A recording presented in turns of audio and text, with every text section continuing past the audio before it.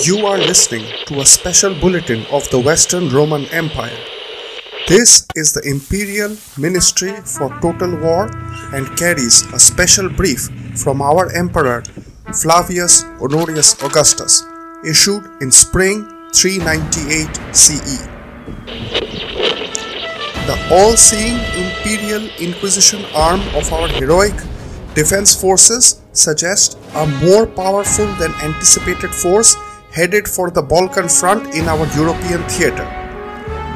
Their immediate goal is to reinforce the Hunnic army, besieging our beautiful city of Savaria.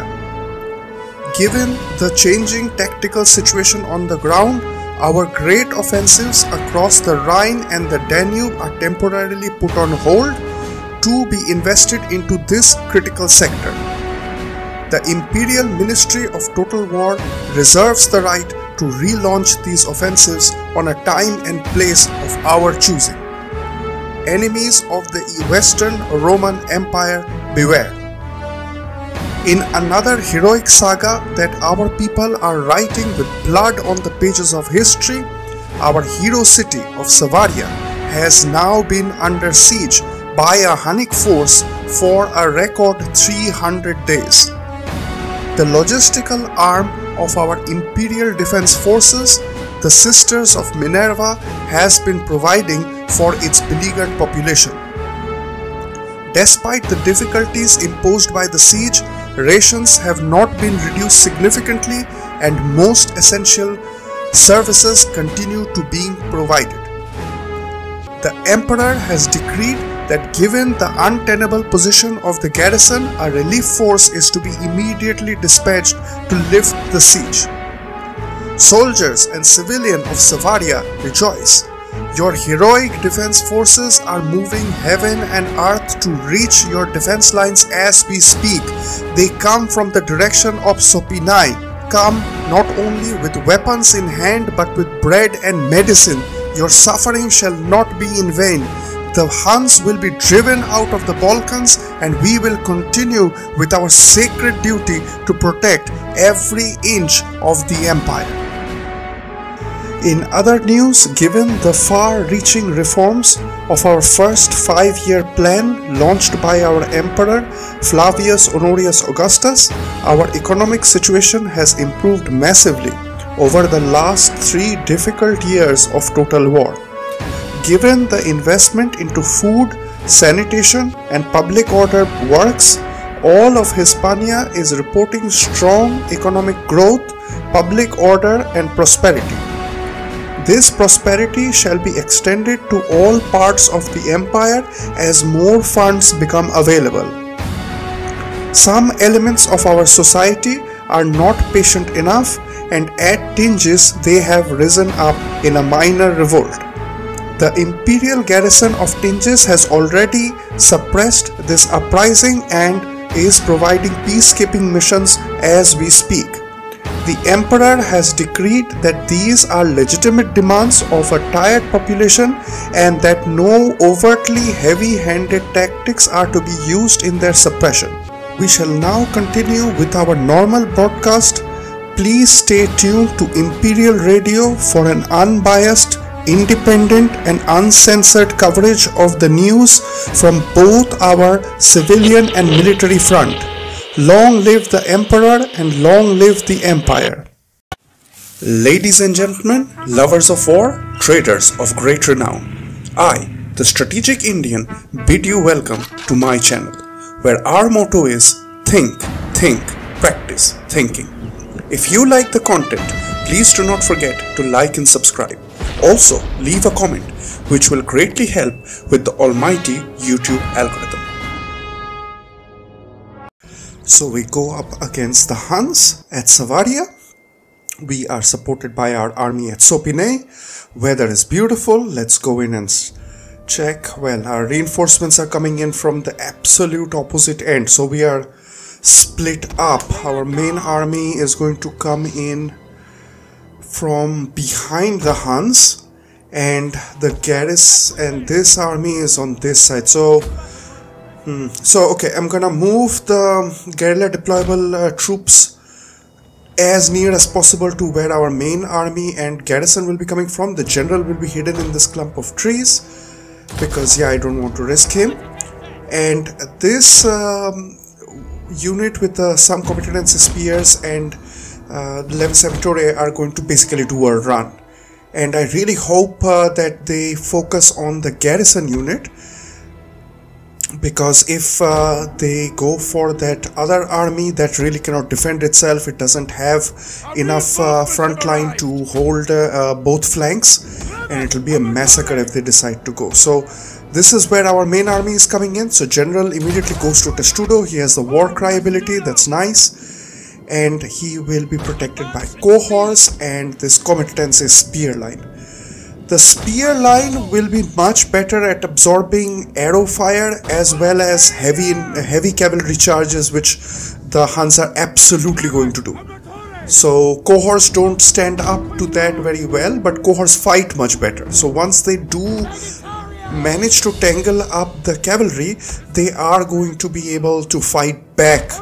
However, that initial charge can be quite devastating for them. The cavalry is grouped into group 1. Group 2 is projectiles, which is going to be hidden behind this line of protective infantry. So you can see that we really don't have a choice. I don't like to use the end of the map for advantages, but at this stage we don't have a choice. There is we can't join those two armies, because if we are trying to move towards that, they are going to catch us in the middle and completely slaughter us. We're going to be completely taken out of position. So I am going to move 2 cohorts to one side, because the single cohort will not be able to take all these repeated charges.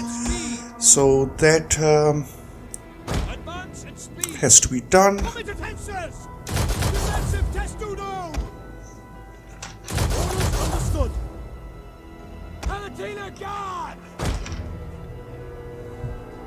Competency spears are getting into Testudo. They are moving forward. I'm going to move the projectiles within range. I moved them back a little bit because I was really not sure how I would position. So always check your stationary Testudos. So as soon as you have cohorts run through your competency spear who are already in Testudo, you want to reform that Testudo, because that really screws up with their formation. It's not very good. So I'm moving 1 unit of archer and 1 unit of slingers close to the front line, so that they can fire on these horse archers, which are going to be really deadly. I noticed that they start moving towards our incoming army. Therefore I move my cavalry forward. This is really not good, because my cavalry will not do very well against their cavalry. Here comes the charge and our cohorts get into position. Oh man, one person got flung straight across the field. Okay, our projectiles are going to start firing. Let's see how it goes, because it's complete chaos right now. So I'm going to make the Levis Amateurs start firing on that Germanic horse archer mercenaries that they have got. 2 of our horses go up against 1 of their horses. Let's hope that gives results, although I'm not very optimistic, because AI will cheat big time with the Huns. I am keeping 3 horses in reserve. Their Germanic horses are not able to move forward as much. There you can see our horses are not doing very well. Our general is the only one on the right flank able to hold if they try to do something sneaky. So he has the war cry ability as well as the mobile Testudo. Okay, so 1 of their horses has dissolved. I'm trying to desperately move all of those Levis Amateurs forward. They are quite close to that Germanic horse unit, which can devastate them. Meanwhile, our horses have put their horses to flight. Therefore, we are moving our horses back to a more secure location. However, that exposes our Levis Amateurs. Great. So we're going to start firing, even if our troops are in line. I can't do anything. The competency spears who are from the first army are quite close to providing support, but they are still pretty out of line. Our projectiles are continuing fire, but it's really not effective. I don't know what it is, but yeah, this time the fire was really not effective. Okay, our general is getting a full charge now, so I will do a war cry because that's all I have. I have axes nearby. This is not good. Our general is now trying to protect the flank. The cohort which is right next to the general is about to give way, and I can't move any of our cohorts or horses nearby because then they will be able to... So I really have to save the general right now. He's losing men. Already 60 people are down. Our horses are busy with their Germanic horses, so right now I have no choice. This is now the horses have to charge in and try to do a hammer and anvil. I'm firing on this blob of infantry because I'm pretty sure that I'll be able to break the line, but I really hope that I don't get hit my general in the meantime. So I really don't have a choice. My horses have to go in. Their general is coming in. One of our cohorts found their courage and he's coming back to help the general. Our competency spears are still pretty out of line, so our horses are not being able to perform. Oh no, this is terrible. Let's hope that our general stands. He's losing, he's already half strength. I'm trying to reform my cohorts so that they can... I'm also a bit scared of their horse archers who are very weak after getting fired on by our projectiles, but I will have to keep my cohorts over there. My general is running now. This is the first time a Roman general has taken to flight. This is, I really hope for the honor of his family he comes back, else the emperor is not going to be happy to know that such an incident has just occurred. So we will have to hope for this general to come back. This is not done. Now, he is still alive though, so I will make sure he is in mobile testudo. Their axes are more or less dissolved. Our cohorts are now coming around to help the infantry. Competency spears. Our Levis Amatori are still continuing to fire. That one unit of step spears are continues to give us a lot of trouble and moving from one hotspot to the other. Our first batch of competency spears have finally caught up to the general, who now takes flight, and he is moving away from our competency spears because he clearly sees he doesn't have a chance. We are trying to fire on their general as he tries to reposition. I think he will come in for a charge on our cohorts because he sees their back turned to them. Small units, tiny units of step spearmen are still able to perform. This is ridiculous. This is right now complete meltdown. This is a terrible. Everything is completely going wrong. Our army started out in wrong places, and their horse archers finished with ammunition, so they're charging. Our competency spears, I will try to get into a testudo. I don't think it will be a good testudo, but I'm pretty sure that they will hold just on virtue of numbers. Our Levis Amatori ran out of ammunition, and then they foolhardily charged their step spearmen, and they got friendly fired upon by our own Levis Amatori. Their general is running. I don't want to kill their general. Oh man, this was not good. This, I think, is up to now the worst fight of the series from my side. I lost way too many people. I lost 1,000 people out of 3,000 I fielded.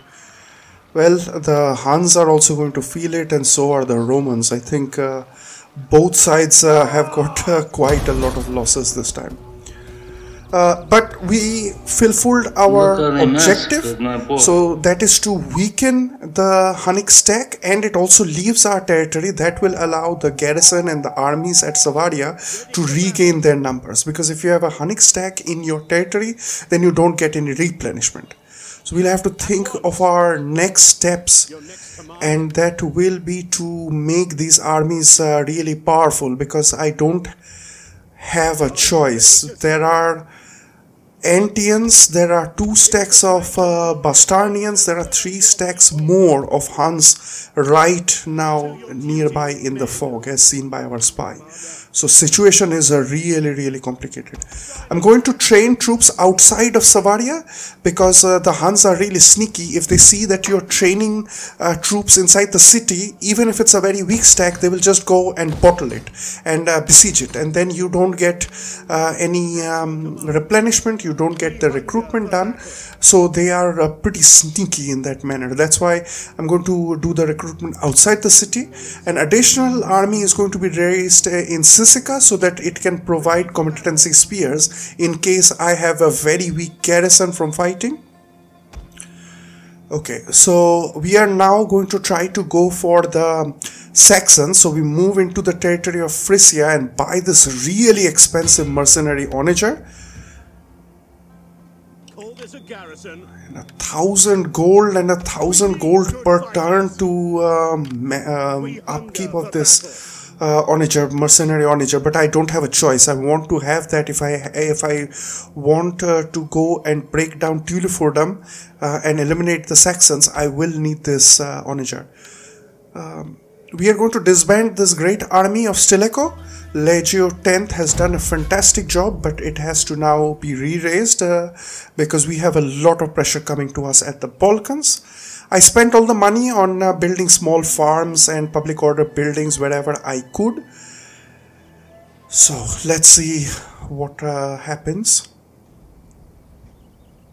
Antians are probably moving closer to our territory. They are not fighting anybody else other than us, and probably the Roxolani or some other inconsequential horde. Saxons returned to their territory, so they couldn't pick up their that onager, but I'm pretty sure they will cheat, and each of their armies will be recruiting 6-7 units, and then by the time I hope we can go to Tulifordum, they are pretty weak, and I really hope that we can go and get to them. Let's see. We'll have to fortify as we move forward, because I don't want to get caught out in the open. The army in Colonia Agrippina does not have enough spears, so I'm training spears. That's why I didn't push forward towards Tulifordum. Okay, the Huns go back into the darkness beyond our borders. Eastern Roman Empire. Eastern Roman Empire really kicked the Visigoths quite a lot. The Visigoths don't have any armies, they have 2 cities, and what the AI does is that it constantly just besieges and beats that city over and over, sacks it over and over, and does not eliminate it. If the Eastern Roman Empire just captured these 2 cities or razed them to the ground, which would be a great favor for us, then the unit would be, that faction of the Visigoths would be eliminated. Anyways, if the Visigoths survive till 400 CE, that's actually good, because there is a bonus mission objective which says that if you are at war with the Visigoths by 400 CE, you get 1,000 gold. So yeah, I get a free 1,000 gold if they survive up to 400 CE. Now all these 1 million. We have got the second round of rebellions happening. So 1 round of rebellions we already had. We had a rebellion. Okay, so we will do this fight, because this is a very balanced, nice army, and we have been doing all of the fighting of the rebellions off camera. So I will show you exactly how I do it. This is a tier 2 city where I put my cohorts on the ramparts. I land and I bring my marines in. You can do it in any fashion you choose. Make sure you block out one side of the city so that that particular flank is safe. Horses cannot break down barricade, so if you are playing with some cavalry, you can do that, right? You can dismount and then break the barricade, remount your horses. However, the AI is not that smart, so if we block off one side of the city with barricades and there are only horses in that vicinity, no infantry, then I don't need to worry about that front being opened up by the AI. I will ensure that the combatants' spears completely blocks off one entry point to the city, because I hope you remember when we fought the Western Roman separatists in one of the episodes, I think you were terminated. There they constantly badgered us and kept on entering the city through a little bit of a leak that we had left deliberately, and going for our cohorts, giving them hammer and anvil charges, going for our Sagittarii, giving them charges. It was really a very painful fight, painful in terms of numbers. It was really enjoyable, and in that one we had almost lost it, and our lone cavalry was about to get entangled by their look at this beautiful look at these fire arrows. Yeah, our cohorts were about to get entangled by their pikes, which would be an absolute massacre, but their pikes, I don't know why, broke formation for a particular sweet hot second, and we went in and we completely dominated the field, and that really changed the whole scenario, because our combatants' spears were had already broken. Our marines were extremely tired. I had to keep on using the whip so that they got their stamina back for 30 seconds so that I could use it at critical points of the battle. But this time we have a tier 2 garrison. It's the same layout of the city, and if we could have beaten that with a tier 1 garrison with a much more powerful army, this should be any cakewalk. Right, so our cavalry has gone around the city, cleared across the city, and he has taken out the mercenary onagers. Our archers are firing off of the arc. Their general is going on a stroll around our city, and I think he is trying to go to the side where I just have one cohort and one marine unit, because they think that it's a better fight, better probability, so they go over there. We are going to pull back. Their horses are running, but I'm still very skeptical of horses which run away, because they can turn around and do a counter charge. Therefore, I will make sure that my cohorts are in position in test to do, so that they are able to counter this horse when it comes back. I will try to make sure that I will try not to kill off this army, because every time you have a rebellion, while the rebellion persists, you get a plus 20 public order bonus. So for example, if you have really terrible public order, say you are getting minus 90 per turn public order, and if you get a rebellion, then it is still going to give you plus 20 overall. So there will be, if you go into the public order, it's going to say public order due to rebellion continuing, or called rebels left. So because there are rebels left in the vicinity, then that rebel unit is going to give 110 public order. So if you have, say, 90 public disorder, and then it's going to give 110 public order, so you get an overall plus 20 public order every turn. That's quite big. For 5 turns. So once it enters to 0 public order, so you go from minus 100 to minus 80, minus 60, minus 40, minus 20, and to 0 public order, that is very dangerous, because then you get another full stack of rebellion which is going to form. And that, if it happens in the same city where you have the current rebellion, it can happen in the in another city. No, I think it happens only in that particular settlement. Then you are really out of luck. If you don't have a big army to manage the situation, or you quickly raise an army, get mercenaries, then your garrison will not be able to take on this weak stack of rebels which are left, and the new stack which is going to form, because that will be a 20 out of 20 unit army which is going to come in.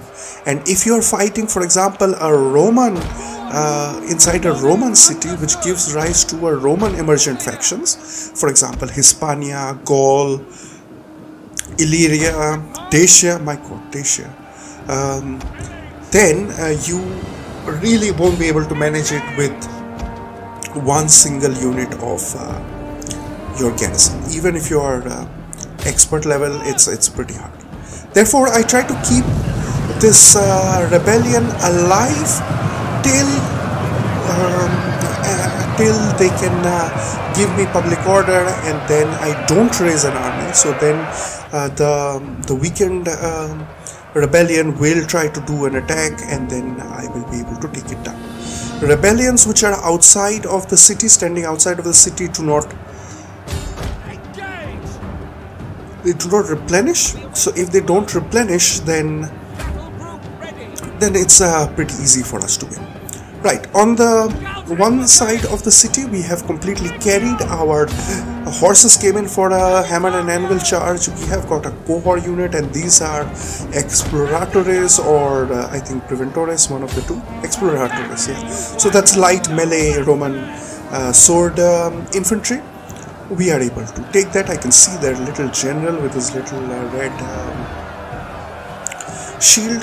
Okay, this formation, check this formation out. This is a formation which is going to lay down clear and flooding fire on the back of the general. That is why I have placed the cohorts in a diagonal fashion, and I have put them in stationary testudo, because once the Sagittarii are going to start firing, some of the arrows are going to miss, and if they miss the general, who is behind the general? It's my cohort, and he therefore is in this stationary testudo, hiding his beautiful face behind this very sturdy Roman shield, so that you can clearly see the fire which is happening. Look at the Sagittarii, they can only see the general in front of them. The general has their backs turned around to them, and therefore this fire will be absolutely murderous. Whenever you set up this kind of a formation, keep one unit of infantry in reserve. So I have, for example, the Marines standing on the right hand side of the cohorts who are in stationary testudo, so that if the general goes through the gap, pulls through and tries to go for our archers who are unprotected, then the Marines will move in and quickly stop the movement of the general. However, if you don't have a reserve unit, then the AI is pretty clever, and it will be able to go through and it will start going for your projectiles. This actually happened to us when we fought the Jutes in chapter 12, I believe, where Viking invasion got cancelled, where in the second fight we had this bow unit of Roman bow marines who had to lose all their brothers in the fighting because of troll skirmishers. 3 curses upon the troll skirmishers, and then they had to land. They had to run 2-3 kilometers clear across the city, and then they entered the city. I set up a similar trap, and then I didn't have any reserve infantry.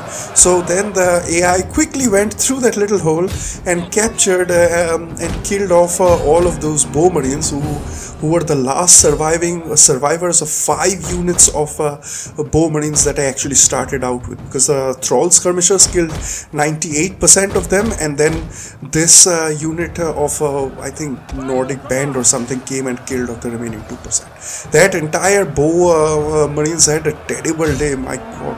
So that's why the marines are placed over here, so that I can always quickly capture anybody if they are able to go through this gap.